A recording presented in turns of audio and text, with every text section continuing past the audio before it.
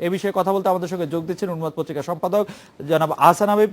তার কাছে জানতে চাইবো যে রম্য পত্রিকা উন্মাদের মূল কাজ মানুষকে আনন্দ দেওয়া হলেও এর মাধ্যমে সমাজ রাষ্ট্রের নানা অসঙ্গতিও তুলে ধরেছে উন্মাদ খুবই সফলতার সাথে।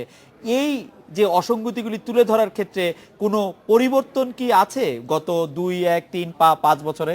জনাব আহসান হাবিব। আমরা তো আসলে আমাদের পত্রিকার বয়স 3 যুগ 36 বছর হয়েছে। 36 বছর ধরে আমরা এই একটা কাজই করে আসতেছি, মানুষকে বিনোদনের ভিতর দিয়ে তাদেরকে সচেতন করা।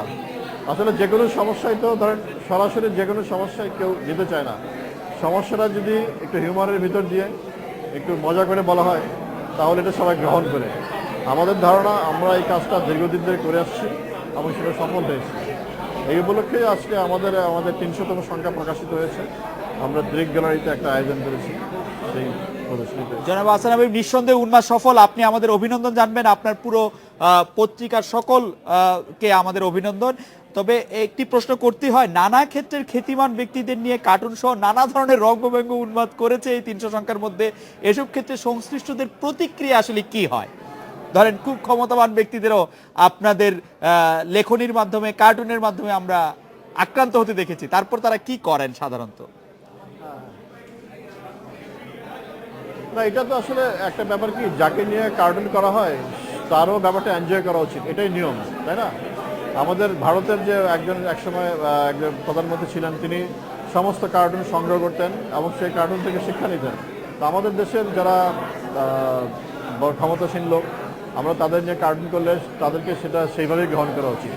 সবসময় যে আমরা খুব উতরে যাই তা না, মাঝে মাঝে আমাদেরকেও সমস্যায় পড়তে হয়, সেগুলি ফেস করেই আমরা এত বছর পার হয়ে এসেছি।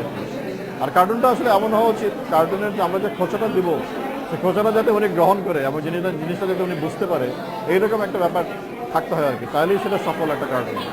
গত কয়েক বছর ধরে বড় জাতীয় পত্রিকা বা বড় প্রকাশ মানে যেই সার্কুলেশন বেশি ওলা জাতীয় পত্রিকাগুলিতে আমরা কার্টুন নিয়মিতই পাচ্ছি, বড় কার্টুন পাচ্ছি, ছোট কার্টুন পাচ্ছি, স্ট্রিপ পাচ্ছি।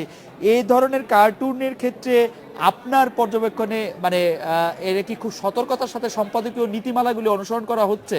আপনার কি মনে হয় জাতীয় পত্রিকাগুলিতে, সম্পাদকের দৃষ্টিতে আপনি যদি জাতীয় পত্রিকাগুলিতে কার্টুনগুলি দেখেন?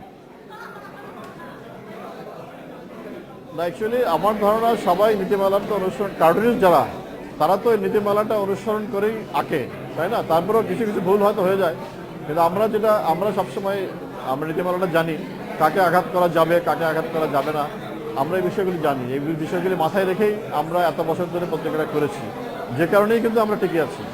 আর অনেক সময় ভুল হয়ে যায়, সেটা তো আসলে খাবার সুন্দর দৃষ্টিতে পাঠকরা নেয় কিংবা যারা এফেক্টেড হয় তারা এটা মেনে নেবে, আমরা তো এই আশাই করি।